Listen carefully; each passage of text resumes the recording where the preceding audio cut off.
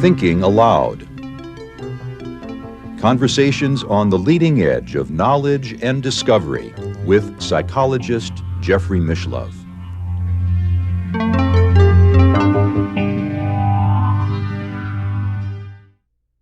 Hello and welcome. I'm Jeffrey Mishlove. Today we'll be exploring the topic of one God, one world, one people.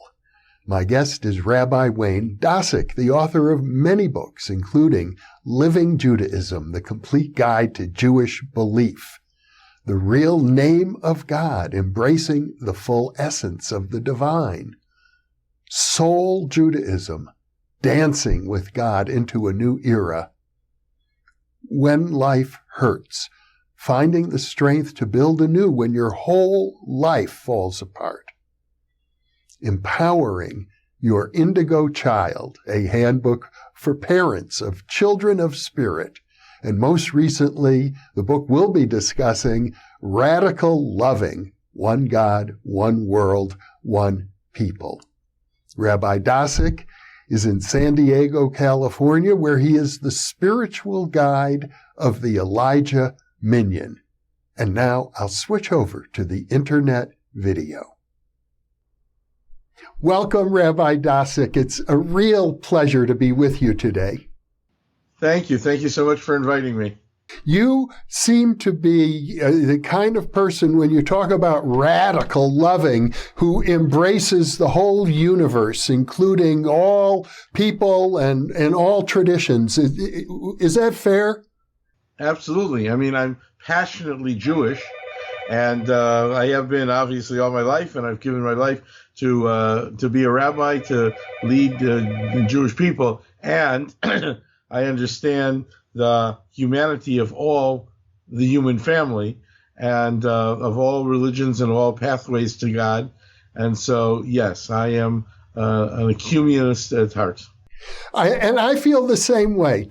So we have something important in common. I think it's important to embrace everything, because one could say, whether you use the language of God or philosophical language like the ground of being, we all come from the same source. Absolutely. Well, there is one God, there's one world, there's one people, the subtitle of my book, Radical Loving, and God loves us all. God created us all and says to us, I am the parent of you all, and I don't play favorites. I love you all equally, and I hope you will love me, and I hope you will learn to love each other. And you also write in your book how God is within each and every one of us, and we are within God. Absolutely. Everything in this world is of God. So that, unlike some of the New Agers, there's a differentiation. I don't think that we are God, but we are of God, and God is everything. God is you and me and this rock and this pen and the oranges and every sentient being. So there is nothing that is not God.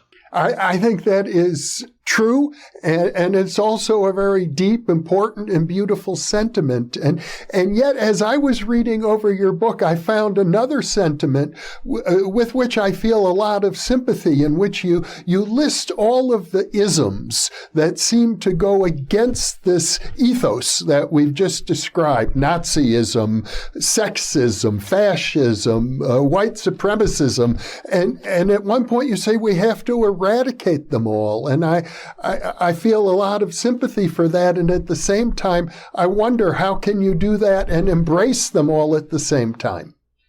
Well, embracing the people and embracing the ideologies are two different things. We are all children of God.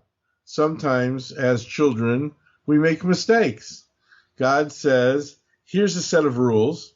Here's a set of human behavior. I created you. I know you. I know what will be best for you.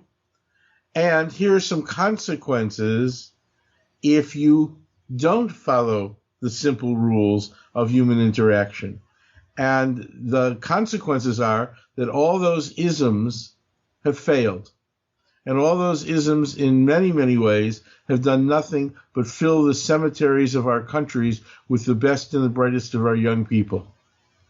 And so an ideology that becomes a fundamentalist ideology often leads to terrorism, often leads to the suppression of human rights and human freedoms, and therefore we see that history, they wind up, most of them wind up on the garbage heap of history.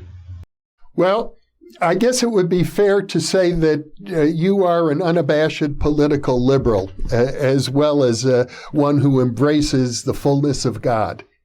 I am a Bobby Kennedy Democrat. Oh, okay. That makes it pretty clear. I grew up on pro-civil rights and anti-war picket lines in the 60s, and I am not I'm not far left by any means. I'm certainly not far right. There is a center. There's a center, so I may lean a little this way or a little that way, but we are all children of God, and we all deserve the beauty of that relationship. You tell a wonderful story in your book. I believe it's from what is known in rabbinical circles as a Midrash about the creation of the universe. And as I recall, after the fifth day, God is contemplating creating humans. And at that point, there's a debate in heaven. Right. So the angels say to God, "Congratulations, Mazel Tov. You made a great world. It's gorgeous. It's beautiful. It's pristine." And so wonderful creation, God. And God says, "I'm not done." And the angels say, "What do you mean?" And God said, "Well, tomorrow, on the sixth day, I'm going to create human beings." And the angels said, "Don't do that, God. Don't do that. All they'll ever do is give you trouble. They'll rape your lands of its beautiful minerals. They'll cut down your beautiful trees. They'll pollute your skies and your waters, and they'll fight with each other, and they'll eventually kill each other, and their blood will stain your beautiful new planet. So don't do it." And God said, "Thank you for your advice, but I'm going to create human beings tomorrow." And the angel said, "Why? Why?" And God answers and says in this legend, "Well, I created this beautiful universe, but I'll be lonely there without anybody to talk to, without anybody to be my co-creative partners, without anybody to build up from the source and the core that I've created." So the next day, God created human beings. It's a fascinating story, but it suggests that God did this with the understanding that there was going to be conflict and strife, that it was sort of built in to what it means to be human. Yes, and at the same time, then God gives us a bunch of rules, a standard of behavior that says, "I know you, I created you. I know you are capable of doing not so good things, but here's the blueprint, the design for doing very good things. And here's the consequences if you don't do it that way." It's not punishment, it's consequences. There's a difference between punishment and consequences. So for example, if you give your 16-year-old with his new driver's license the keys to the car, and he comes home at 2:00 in the morning, and you say, "Where were you? You're grounded. Go to your room. You can't use the car for another month." That's a punishment. But you didn't tell him in advance. So if you say the curfew is 11 and he comes home at 2, then there can be a punishment. Otherwise, he knows a priori what the consequence is, and he brings home the car at 11. That's what God says to us. "I don't want to punish you. So here's the set of rules. Just follow them. But if you don't, then there will be consequences. And those consequences will be that you don't get along with each other, and your life, which could be so much happier, will not be." when I talk to people such as yourself, who I would say have a mystical bent and a liberal bent at the same time, from different religions, Islam, it could be Christianity, or even a pagan, that there's a kind of a kinship. And oftentimes people, very religious people from these traditions, tell me, I feel more connection with other people of other faiths who share my openness than I do with the fundamentalists and the traditionalists of my own faith. Would you echo that sentiment? I would. And people like that whom you describe understand that God's revelation is continuing. And so what happened is the ancient Hebrews came along, and they said, we have this set of stories and legends and rules from God, and it's better than what the pagans have. And then Christianity came along and said, we have this new revelation, the New Testament, and it's better than what the Jews have. And then Islam came along and said, we got a new revelation, it's called the Quran, and it's better than all the others. It's what Christianity calls replacement theology. But it's not better. It is the product of evolving human consciousness. It is a continuation.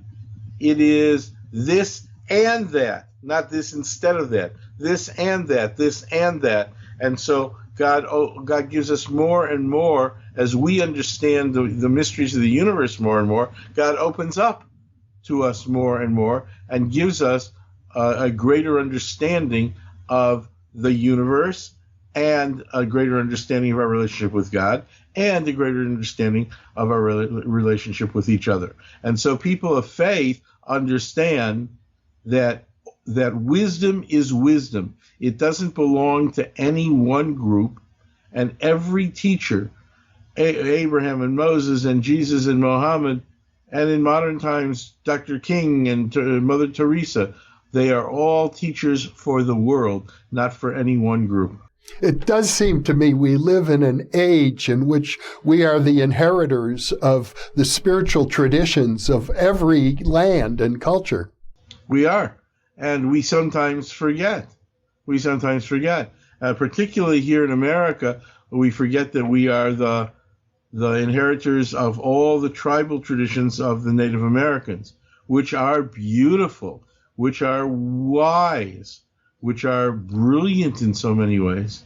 And so we can't forget those things.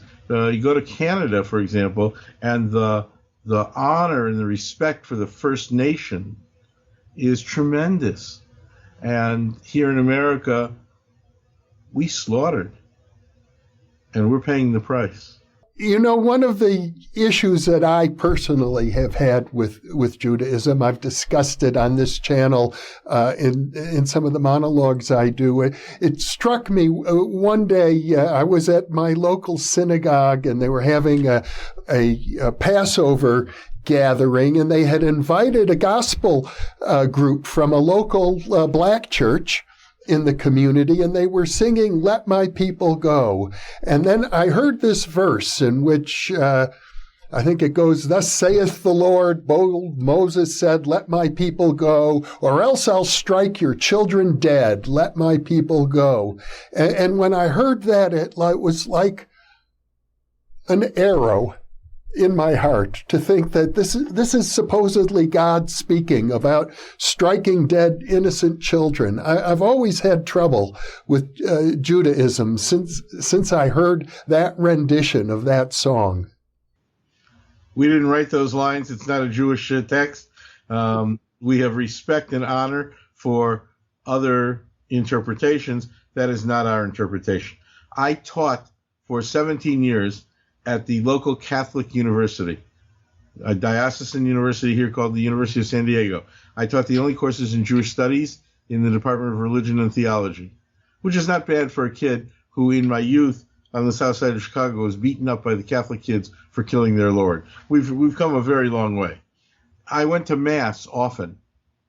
Mass is beautiful. It's not my theology, but I respect it and I honor it for my good friend Father O'Leary's theology. And I would ask you, Jeff, as your rabbi of the day, I would ask you to understand that wasn't our text. So we invited, in your synagogue, your synagogue invited this gospel group, and in many, many ways, the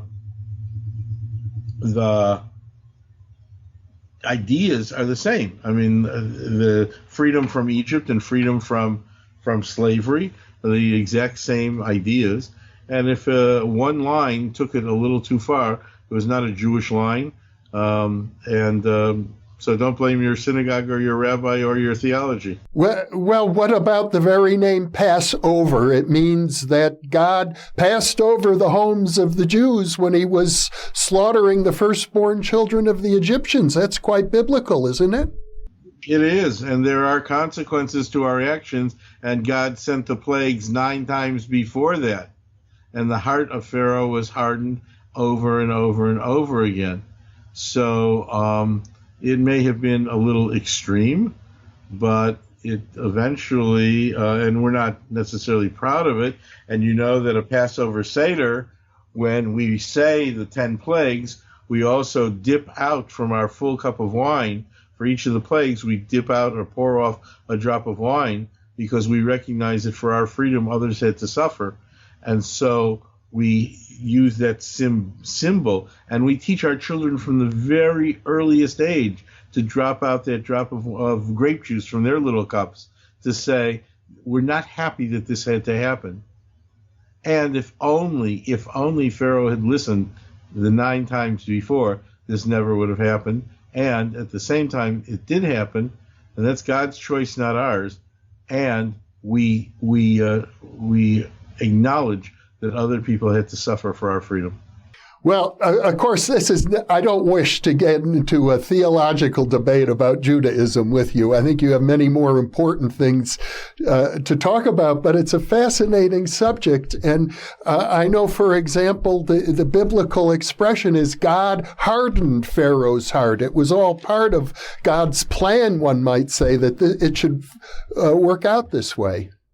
It meant that Pharaoh, that phrase means that Pharaoh was hell-bent for destruction.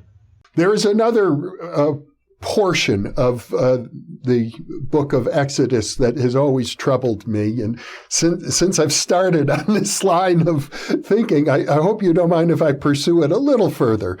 Well, this turned into a fascinating conversation about radical loving, but go right ahead.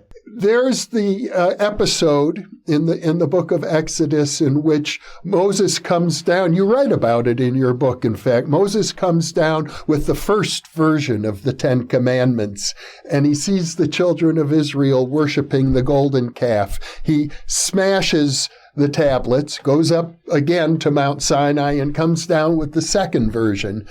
And you write about that, but as I understand the story, and God instructs Moses that these people need to be punished, and I think the book of Exodus says some 20,000 were slaughtered as punishment for worshiping the golden calf. Yeah, and so? And at the direction of God. Well, look, we have to first of all, yes, you're right. That story is there. Second of all, the second set of tablets was different because the first set of tablets was written by Etzba Elohim, with the finger of God, by the finger of God. The second set, Moses had to take dictation. So there was a difference to them. Second of all, when the second set was put into the Holy Ark of the Covenant, the shards of the first set were put there too, because even in our misbehavior, there is holiness. Third, I don't like that portion any more than you do, and I don't like that God any more than you do.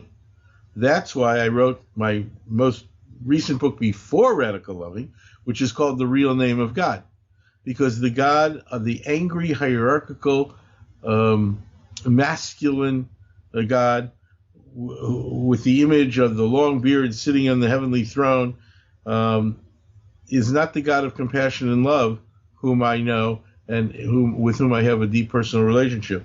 So I went looking for the name of the, so I thought that was one aspect of God, not the whole aspect of God. So if you picture a beach ball with all the many colors to that beach ball, each one of those panels is one aspect or attribute or manifestation or behavior of the divine.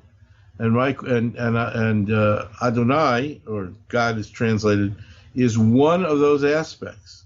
But I wanted to know what's the name of the whole beach ball. And that's my book, The Real Name of God, Embracing the Full Essence of the Divine. And I found that the Adonai, or that name of God, is just one aspect. And there are many, many aspects and attributes to God. And I found the name of the divine beach ball. And that's what the book, The Real Name of God, is all about. I would love to see if we can't do a whole interview just on that book, Rabbi. In the meantime, it strikes me, if I look at the whole Jewish tradition, you have the Torah given to Moses by God, but you also have the rabbinical tradition where for thousands of years, I suppose about 3,000 years, the rabbis have endeavored to interpret, to take this very difficult and paradoxical text at times and humanize it and create an ethos that works for people. Yes. So we had the first 2,000 years, or the first 2,000 years of Judaism is what we call biblical Judaism.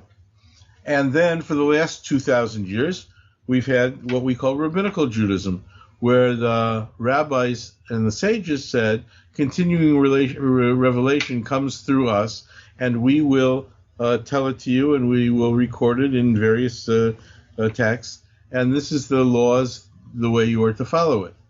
My own feeling is that just as biblical Judaism gave way to rabbinic Judaism is now in the midst of giving way to Judaism's third era. It'll take hundreds of years, just like it did the first time. And Judaism's third era is coming. And since nobody named it yet, I got to name it. I call it Neshama Judaism, or Soul Judaism. And I tell that whole story in my book, Dancing with God, which in paperback is now called Soul Judaism. But yes, I've addressed that entire issue in a whole book. Because I've had the privilege of interviewing many teachers from different traditions, and they all have this feeling that we are on the cusp of a new era, whether you think of it as the age of Aquarius, or as Matthew Fox wrote, the coming of the cosmic Christ. Something is in the air. Well, literally, it is the age of Aquarius. Literally. Take a look at this. And I think I put this near the back of Radical Loving. That the history of humankind, we know the world is billions of years old, but the history of humankind is about 6,000 years old, because that's when human beings began to record itself. Humankind was able to record itself. So in those first 2,000 years, the astrological setup with Earth was in Taurus. And Taurus is the sign of the bull. And in the pagan world, that was a symbol in many ways of the pagan world, the bull. Again, slowly, over a 2,000-year period, the astrological signs move. And the next it goes backward as far as we know. And so the next astrological sign was Aries, the sign of the ram. And that was the time of Judaism, when the ram and the ram's horn was the symbology of Judaism. 2,000 years later, the movement was into Pisces. Pisces is the sign of the fish. It is the era of Christianity, and the fish is still the symbol of Christianity today. And now these 2,000 years later, 246, these 2,000 years later, we're entering into the next 2,000-year period, and it is indeed the age of Aquarius, who is the water bearer, who is the synthesizer, the purifier of all that has come before. So we are indeed entering the age of Aquarius. Here we are. Well, you and I are roughly the same age, and I think part of the same generation. So I have a lot of sympathy for that idea, the age of Aquarius. I know many young people seem to look at us and think, well, we've become too liberal, too soft, too mushy, and there seems to be a resurgence of right-wing activism all over the world. Well, right-wing activism means I think I'm right. And if you don't think so, I will try to convince you. And if I can't convince you, I will terrorize you. And if terrorizing you doesn't convince you, then I will kill you. And that's what's going on right now, this very moment. For all kinds of political reasons, which we're not going to discuss now. The Taliban is retaking Afghanistan. And if they just retook Afghanistan and said, this is our country, get out, it might be one thing. But coming with their takeover is the complete suppression of women and women's rights and human rights and education for girls and the insistence that the husband or the brother controls the life of a woman. That is absolutely unconscionable and obscene. And that is fundamentalism at its worst. So there is, of course, left-wing fundamentalism, but right-wing fundamentalism is what creates terror in this world. Well, when you write that we have to eradicate this ideology, not the people, love the people, but eradicate the ideology, it's rather difficult when you have the people on that side who say, I will die for my ideology. The only way to eradicate the ideology would seem to be to eradicate the people. We cannot let the world be taken over by an ideology that suppresses human rights and human freedoms. Now, there are limits to human freedoms. There are limits. So, for example, for those who right now are saying, I won't take the vaccine, I wonder if they also say, I won't stop at the red light. They're putting if they're driving and won't stop at red lights, they're putting everybody into danger. If they don't take the vaccine, they're putting everybody into danger. But at the same time, we can say to people, you have the right to believe anything you want, but what you believe is not right. It is not for the greater good, for the common good, for the greatest good. It is for your own narrow belief system, and your narrow belief system is not for the greatest good of the community. One of the things that you point out is that there is a tendency for people to be silent in the face of people who such as these extreme right-wing fundamentalists of various stripes who say, if you oppose me, I will kill you. So people keep their mouths shut and don't stand up to them. And that's what, in effect, gives them the permission to continue. Right. Elie Wiesel, of blessed memory, said it is the indifference of human beings that is that which hurts us the most. Modern Jewish people of our generation, are living in the shadow of the Holocaust. It was a horrendous experience. I don't think there's a Jewish person alive who wasn't touched by it in some way. Certainly many members of my family were, people I've never knew, but who were unable to have children because they were all wiped out in Eastern Europe. I'm guessing the same is true for you and every member of your community. That gives a rabbi, a person of Jewish spirituality, a particular insight into the nature of this problem. I have lived my entire life. I was born in 1947. I've always been asked in Yiddish, what kind of nomen is Wayne for a rabbi? What kind of name is Wayne for a rabbi? Why am I'm not Samuel or David or Jacob? Well, the stench of Auschwitz was still in the nostrils of my parents and everybody else in those days. So you get Waynes and Seymours and Berries and Debbies and Judys because our parents wanted to protect us from what had just happened in Europe. I've lived my entire life with a soul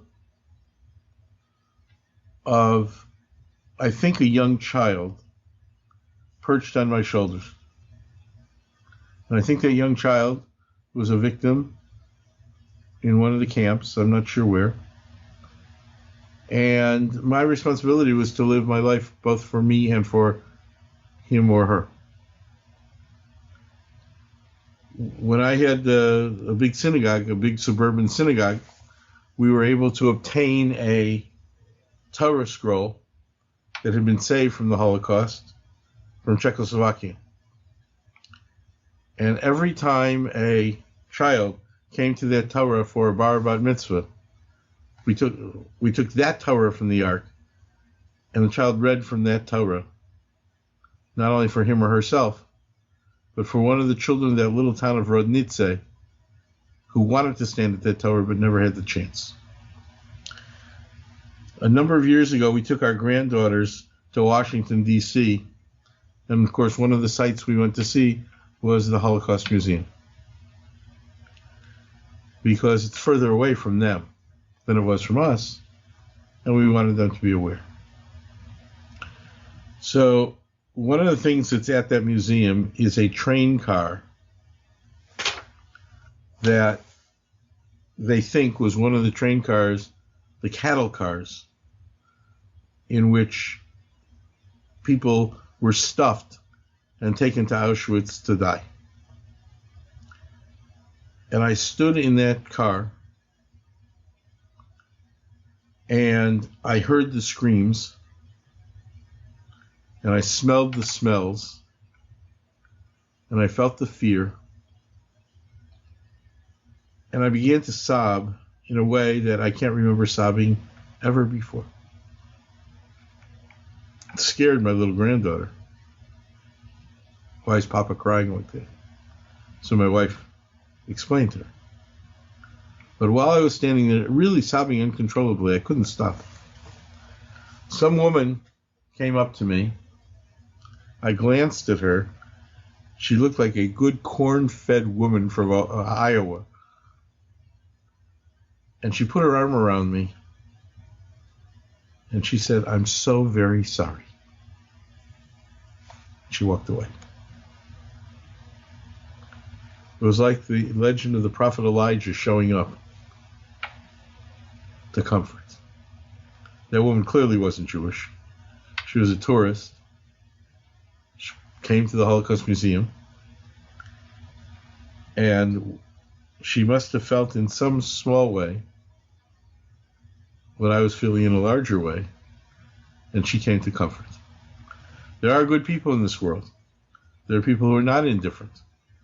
There are people who say never again. We are frightened at the surge of anti-Semitism in this world. And part of our fright is because of the rhetoric or lack thereof that we heard in the last 5-6 years here in this country, where the leader of the country, instead of stomping down anti-Semitism when it reared its ugly head, said, "Oh, in Charlottesville, there were good people on both sides of the issue." There were not good people on both sides of the issue. There were people who were perpetrating evil. And that led to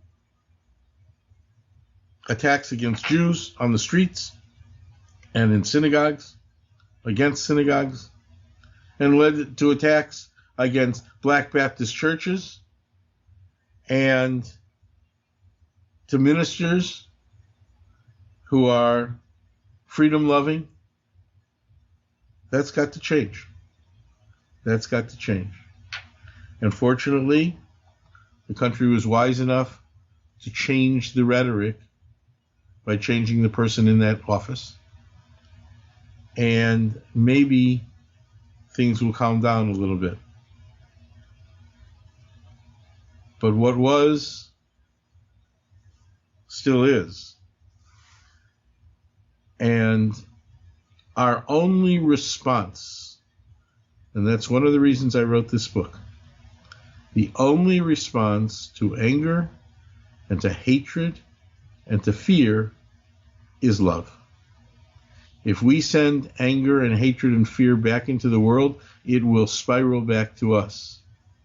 If we send love into the world, maybe that will spiral back to us and touch others on its way. There was another passage in your book that touched me deeply. It's about the story of Jacob and Esau. And as I recall, Jacob, the son of Isaac, cheats his brother Esau out of his birthright with connivance from their mother. And they meet later on, and Jacob says to Esau, "Seeing you is like seeing the face of God." That is the whole key to how we behave with each other. Each of us is created in the image of God. And if you look into the mirror, you see not only the Jeff of humanness, Jeff, but you see the face of God. And if you look at me, hopefully, you see the face of God. So if we look at each other, this is the concept of namaste. The divine in me acknowledges the divine in you. And so if we see the face of God in every human being, then, for example, if the teenage clerk in the convenience store can't make change for a dollar bill without using a little calculator, or the bank teller is wait in line for a long time because he or she can't figure out how to deposit your check, if instead of getting angry and frustrated, we see each person in the face of God, then, again, if you see the face of God, the only possible response is love. And if I see the face of God in you, my only possible response is love.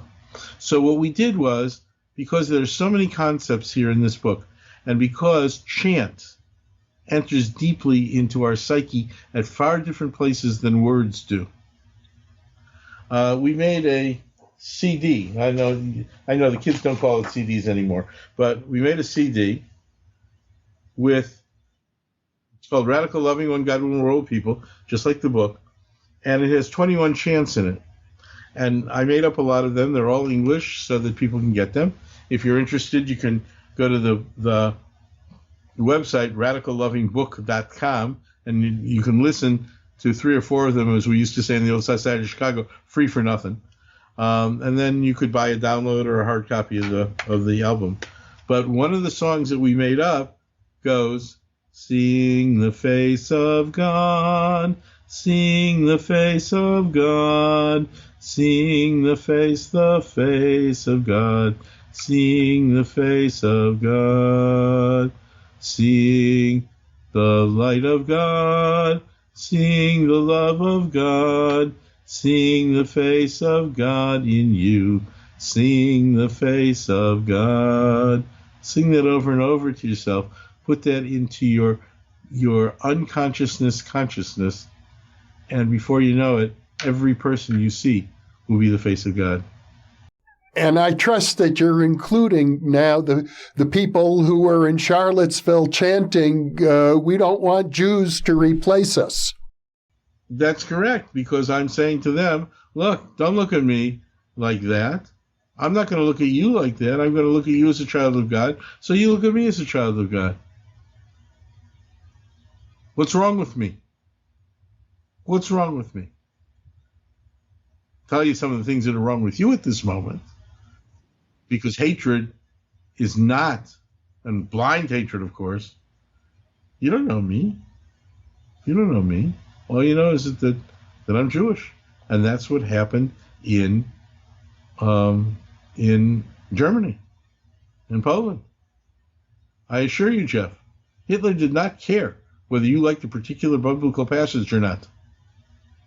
You're Jewish, you die. So that's unacceptable. That's unacceptable then, it's unacceptable now. So, look, I don't know if you remember, I'm sure you do. You remember back to 1987, we had this thing called the Harmonic convergence. Yes. And we stood around the world holding hands and singing songs. And we were going to change the world. And the world laughed at us. But you know what? If you take a look at the world in the aftermath of the Harmonic convergence, the Soviet Union fell. All the satellite countries fell. The Berlin Wall came down. Blacks and whites started riding the bus together in Johannesburg. Protestants and Catholics stopped shooting each other in Northern Ireland. And once in a while, Jews and Arabs sat down at peace tables. Now, did our singing bring about all this? Did our holding hands bring about all this? No, but maybe, because we sent out a love vibration to the world. And that love vibration is a whole lot better than a hatred vibration. And the love vibration spirals around the world, spirals back to us. Who knows what might happen if we sing some of these chants, if we begin to live with some of the principles and the ideology, the ideas and the ideals in radical loving.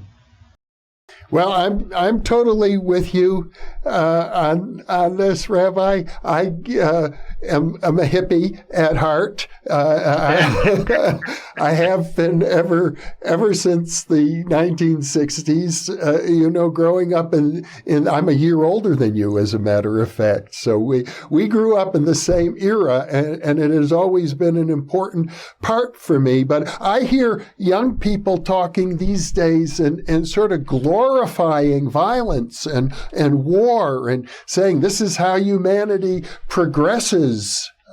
I find it very sad. Well, there's a chapter in the book on conscious parenting.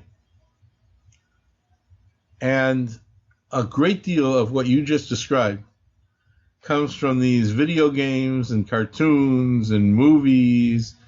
And do you know the power that parents have in this one finger? Turn off the button.